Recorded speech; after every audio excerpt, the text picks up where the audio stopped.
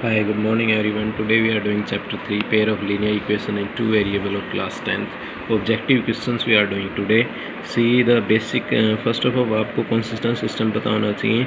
A system of equation is consistent कब होती है? जब at least one solution हो.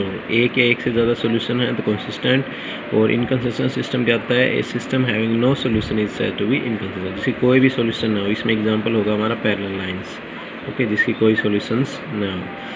नेक्स्ट कुछ इंपॉर्टेंट कॉन्सेप्ट देखते हैं. सी दैट दो suppose two line of linear equation है इन टू वेरिएबल्स. ओके, अब इंटरसेक्टिंग लाइन कब होगी? जब इनके कोफिशिएंट a1/a2 मीन्स x के कोफिशिएंट दोनों इक्वेशन के नॉट इक्वल टू b1/b2, तब आपका क्या होगा? Intersecting line. और देखो इंटरसेक्टिंग लाइन में कितनी सॉल्यूशन होती है? यूनिक, एक ही सॉल्यूशन होगी, एक ही आंसर होगा, that is unique solution. Next आती है coincident line, have infinite number of solution. जब ये तीनों कोफिशिएंट x, y और कांस्टेंट तीनों क्या हो? इक्वल हो.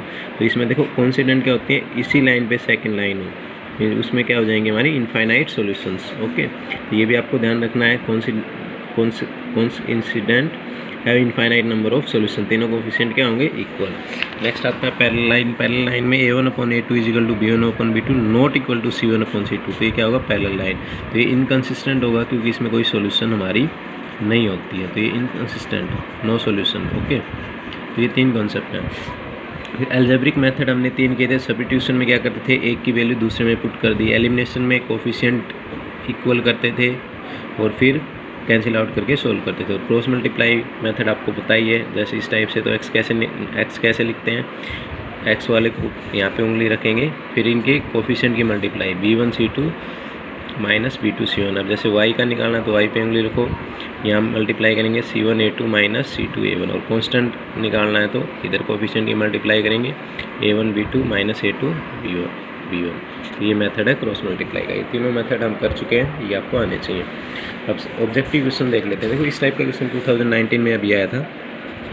If a pair of line is consistent then they will have. अब देखो कंसिस्टेंट का हमने अभी किया था, या तो इंटरसेक्टिंग होंगी या कोइंसिडेंट होंगी. नेक्स्ट क्वेश्चन करते हैं second. If a pair of line of equation has equation in two variable is consistent and dependent. Consistent भी है एंड डिपेंडेंट भी है. Then the line represent by these equations are consistent and dependent.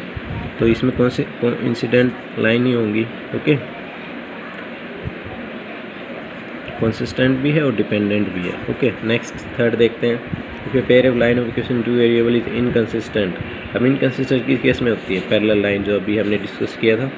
Next है the pair of line of the equation x is equal to y is equal to B graphically represent as. Graphically हम कैसे represent करेंगे इस equation को? तो देखो x की पहले x का पॉइंट रिप्रेजेंट करते हैं, फिर y का, तो a, b, ये पार्ट डी पार्ट हो जाएगा.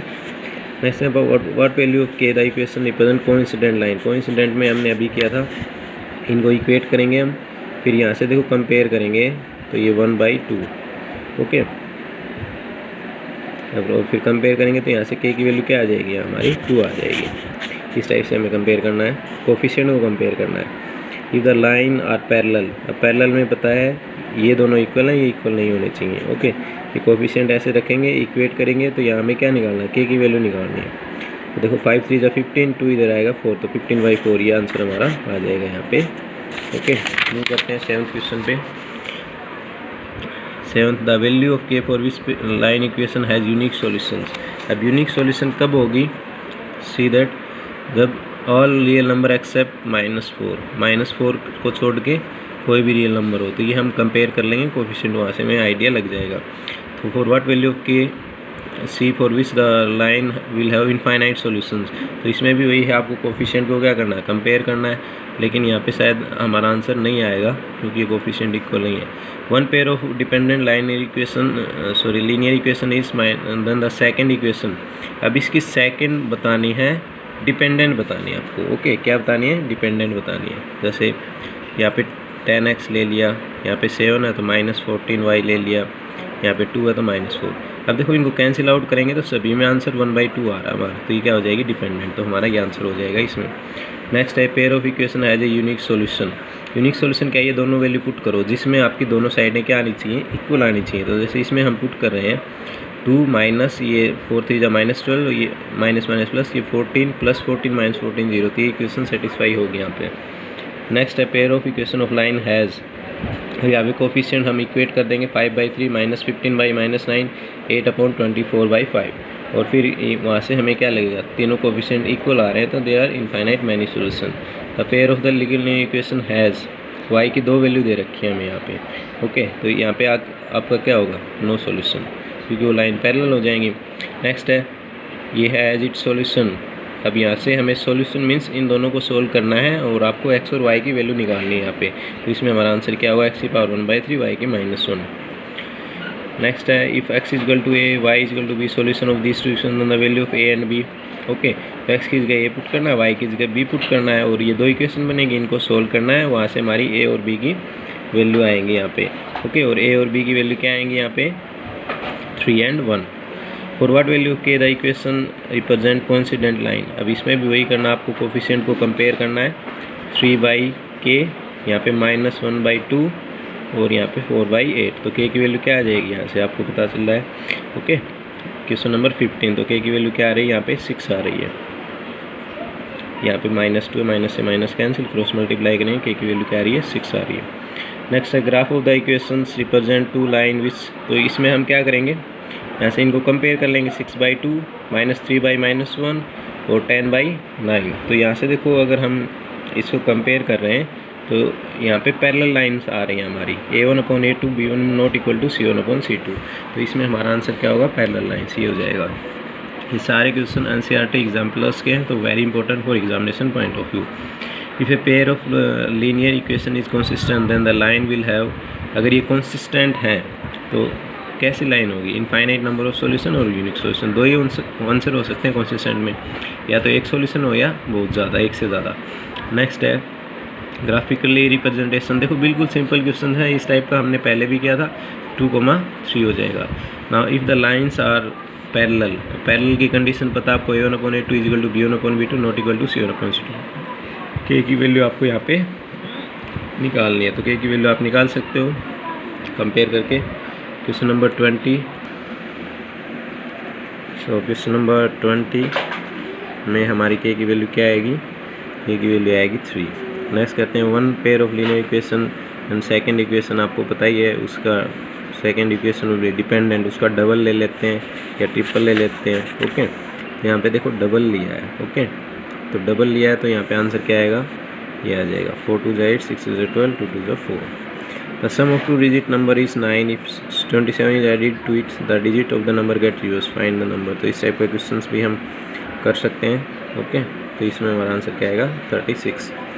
अब इसमें क्या है, दो वैल्यू दी हुई है, आपको x y की वैल्यू निकालनी है। इन दोनों इक्वेशन को सोल्व करना है, वहाँ से हमें x और y की वैल्यू निकालनी है। तो यहाँ पे आंसर होगा a - b। और इन द सेम वे यहाँ पे भी दो इक्वेशन दी हुई है, x और y की वैल्यू हमें निकालनी है। यहाँ पे आंसर होगा 2, -1। और 25 है फॉर व्हाट वैल्यू के the equations represent coincident line. Coincident line कब होगी, जब हमारा आंसर होगा 4। अब सपोज़ आपको प्रॉब्लम आ रही है किसी क्वेश्चन को सोल्व करने में, तो आपको अभी इसके आंसर्स की सॉल्यूशंस आपको I am showing the answers की सॉल्यूशंस। आप स्क्रीनशॉट इसका ले सकते हो। जैसे ये वाले क्वेश्चंस हैं जो अभी हमने किए थे, फर्स्ट 14। अगर आप चाहो तो इसका स्क्रीनशॉट ले सकते हो, कहीं किसी क्वेश्चन में अगर आपको डाउट हो तो आप सोल्व कर सकते हो। इन the same way see the next. तो हमने यहाँ पे कितने क्वेश्चन किए थे, 25 के 25 क्वेश्चन यहाँ पे सोल्व है। ओके, नेक्स्ट किस टाइप के क्वेश्चंस आते हैं वो हम फिलअप्स टाइप के भी अब कर लेते हैं साथ साथ। कंसिस्टेंट, अब सेम वही आएगा। इसमें इनकंसिस्टेंट में आपको पता है ये दो थर्ड के इक्वल नहीं होनी चाहिए, तो k की वैल्यू 3/3। इसी टाइप के क्वेश्चंस एग्जाम में आएंगे। यहाँ पे हैव इनफाइनाइट सॉल्यूशंस, तो कंपेयर करना है इनको। यहाँ से हमारी हैव नो वैल्यूज, कुछ वैल्यू आई ही नहीं। नेक्स्ट है has unique solution then k। Unique solution है, कंपेयर किया, k is not equal to 6 आना चाहिए। x is equal to 2 then y। इस इक्वेशन में x इज 2 पुट करो, y की वैल्यू निकालो तो क्या आ रही है, 3 आ रही है। If the given line equations ये दी हुई has unique solution then k की वैल्यू आपको निकालनी है। तो k की वैल्यू आप यहाँ से निकाल सकते हो, minus not equal to -10/3। In the same way adding, इसको सोल्व करना है हमें। वैसे ये सॉल्यूशन दी हुई है, इसको सोल्व करना है। तो सेम उसी टाइप के क्वेश्चंस हैं हमारे।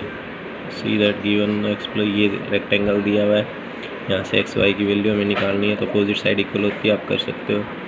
लार्जर ऑफ टू सप्लीमेंट्री पता है 180 एक, और दोनों का डिफरेंस 24 है। सोल्व करो, y की वैल्यू निकालो।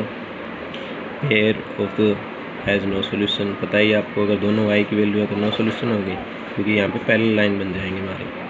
Pair of equation and the y axis पे आपको पता है x की वैल्यू 0 पुट करना है तो y की वैल्यू आ जाएगी। The coordinate of pair of the linear equation represent, तो ये आप यहाँ से करोगे।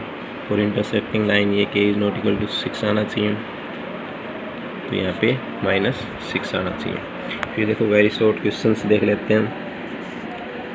कंसिस्टेंट, अब इसमें आपको पता होना चाहिए कंसिस्टेंट है या नहीं। तीनों अगर इक्वल आ गए तो कंसिस्टेंट है। और इनफाइनाइट सॉल्यूशंस है, जैसे CBSE और NCERT एग्जाम तो रहे represent a pair of lines and justify your answers. Same वही हम कंपेयर करेंगे और वहाँ से पता चल जाएगा।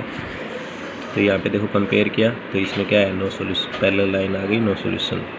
Is it true that the has a unique solution, तो इसमें भी वही है, कंपेयर करना है, हैज़ यूनिक सोल्यूशन। ये देखो इंपॉर्टेंट क्वेश्चन है। फॉर व्हाट वैल्यू के the following pair of linear equation of infinite many solution. अब भाई इनफाइनाइट सोल्यूशन सेम वही है, हमें कंपेयर करना है। a/12 3/k -k -3 -k। Okay, अब इनको कंपेयर करेंगे हम, तो यहाँ से हमारी k की वैल्यू आ जाएगी +-6। ओके, तो k की वैल्यू क्या होगी 6, और इनफाइनाइट सोल्यूशन हो गया अगर k की वैल्यू क्या हो जाए 6। For what value of pair the following pair of linear equation has unique solution, same वही है। यहाँ से हमें कंपेयर करना है, क्रॉस मल्टीप्लाई करना है, p की वैल्यू निकालनी है। तो यहाँ पे p की 2 वैल्यू आएंगी, p is real number except, ये अगर ये दोनों नंबर हो। नेक्स्ट है find the value of k for which has no solution, same वही है, हम यहाँ पे कंपेयर करेंगे तो k की वैल्यू क्या आएगी -4। नो सोल्यूशन की कंडीशन हमें पता है, ये वैल्यू पुट कर देनी है। यहाँ देखो k को कैसे करेंगे, k² = 16 2k² -2k, k = +-4। So k is not equal to 0, k is not equal to 4, k is equal to -4 आ जाएगा। नेक्स्ट है if 133x + 87y is equal to this and is equal to find the value of x and y। तो x और y की value हमें निकालनी है यहाँ पे, तो हम इसको कंपेयर करेंगे तो यहाँ से x + y की वैल्यू क्या आ जाएगी 3 आ जाएगी। ओके, इस टाइप के क्वेश्चंस भी आ सकते हैं, तो इसमें हमें थोड़ा लॉजिक अप्लाई करना है अपना, ठीक है। यहाँ पे दोनों का ऐड करें तो ये बन जाएगा, और फिर ये x + y आ जाएगा। Okay, one of the pair of dependent linear equation the second इसकी डबल ले लेंगे, जैसे अभी पहले किए थे हमने। नेक्स्ट है find the nature of the line represent this, तो इसको निकालेंगे तो यहाँ से पता चल जाएगा, यूनिक सॉल्यूशंस होंगे। फिर जैसे पैरेललोग्राम आ गया, पैरेललोग्राम में डायगोनल बाइसेक्ट करते हैं, तो x + y 9 के इक्वल, x - y 5 के इक्वल, यहाँ से x y की वैल्यू निकाल लेंगे हम, तो x की वैल्यू 7 आएगी, y की वैल्यू क्या आएगी 2 आएगी। Okay, thanks for watching, like and subscribe the video.